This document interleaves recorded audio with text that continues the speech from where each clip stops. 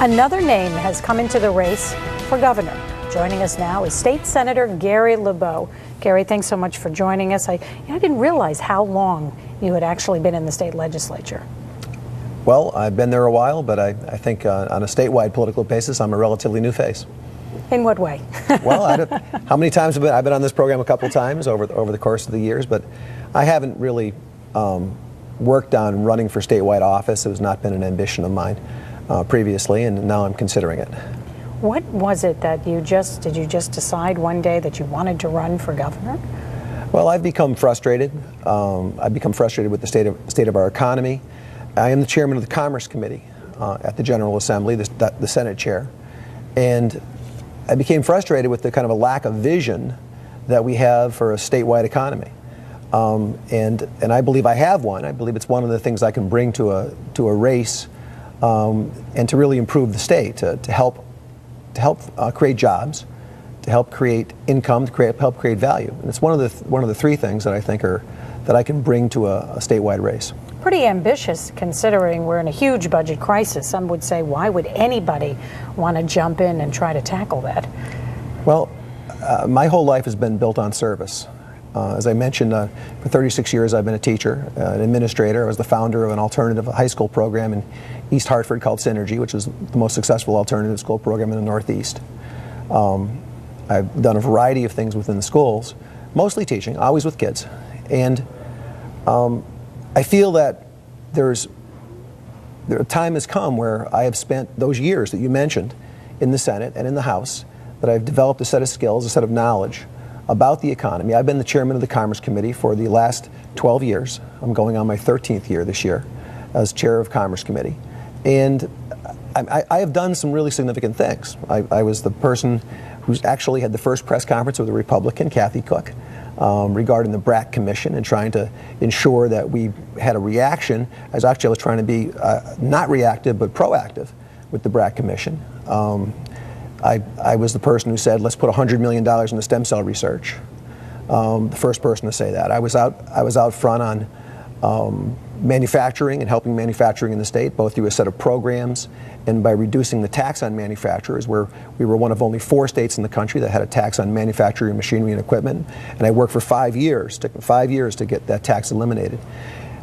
In doing those things, one of the things that I become aware of is just how much power the governorship has, and how difficult it is to really try to lead from the legislature. The governor has the cards. She has the power of the budget. She has the power of the media.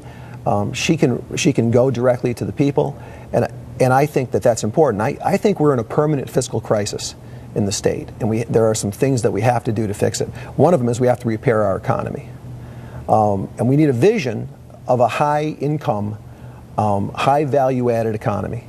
The second thing we have to do is we have to look at creating a better government. You know, it's ironic, we've had, of one sort or another, Republican governors for 20 years.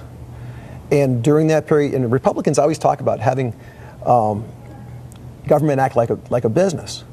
And yet during that 20 years, there's been no real change in the way government is operated.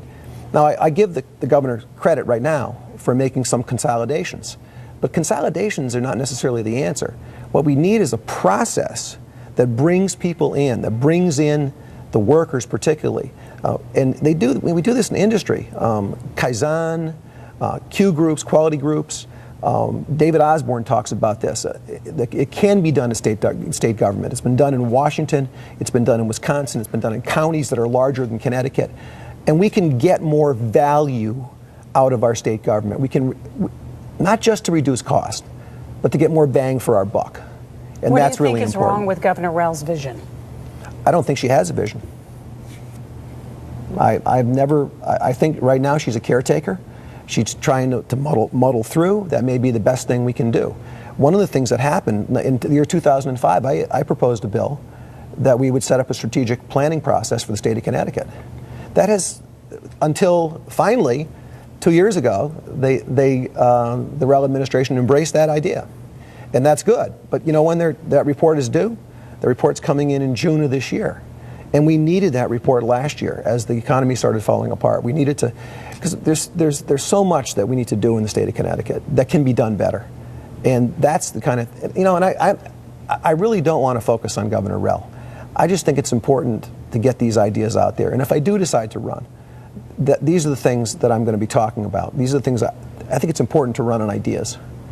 And it's not going to be about Gary LeBeau. It's going to be about the ideas that I bring.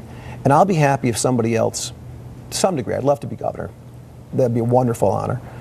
But I'd be happy if some others pick up on my ideas and talk about how to create, and accept my vision of a high value added state, a place where we have a lot of technical jobs. We have tremendous resources in the state. We have the highest educated public, the highest educated population in the country. We have some of the highest patents per capita. We have great technology, Pfizer, UTRC, but we don't use that base to try to go to the next level, to create new industries. And that's part of what we should be doing, because we're never going to be a cheap state. I hope not, an inexpensive state. We like high incomes, and that means a high cost of living because people have more money. So we spend it, we drive the prices up, but we're never going to have cheap energy. We're up in the Northeast. We're caught in the corner of the country. We don't want refineries. Are you confident we'll create enough green jobs? Well, that's one of the things I've worked on. I've been one of the major advocates for the fuel cell industry, hydrogen industry, the nanotechnology. I mean, those are all the things that I've been working on, and I think that's part of what we have to be ready for. And actually, I've got bills, and I'm working with Senator John Fonfara on a very important fuel cell energy bill. And a couple of other bills that are going to bring, we hope, get us ready for the dollars that may come from the federal administration. A tough arena you face. You have some Democratic candidates who have a lot more name recognition. Susan Bysowitz, Stanford Mayor Daniel Malloy, among two, James Amon, former Speaker of the House. How do you get your name out there and let people know who you are? Well, thank you for letting me on Channel 3 this morning. That's a start. And I'll be out. I mean, it's almost 18 months before there would be a primary, if there would be a primary. There's plenty of time to be out there talking to people, talking to Democratic town committees, talking to civic groups, talking to a variety of groups, and talking about the message that I'm talking about. One other thing I wanted to add, Susan, I don't know where our time is, but you know, a few minutes. Okay. I talked about building a better economy. I talked about building a better government. Something else we have to do is we have to rebuild the family. One of the things I've been working on is this thing called the Fatherhood Initiative at the Capitol. Very important that we bring fathers back into families. And, you know, we have a statistic that came out last year from the census. Over 50% of the children born to women 30 and under were born out of wedlock. Where is that bringing us? And what does that mean for government services in the future? We can't have those kinds of numbers, without having a tremendous drain on our fiscal resources. And we're not going to have those fiscal resources in the future. I believe we are in an era of permanent fiscal crisis, and we have to react to that. I thank you so much. I hate to interrupt you, but we're all out of time. We hope you'll come back again and let us know when you formally announce your candidacy. I'd love to. Thank you. Thank you very much.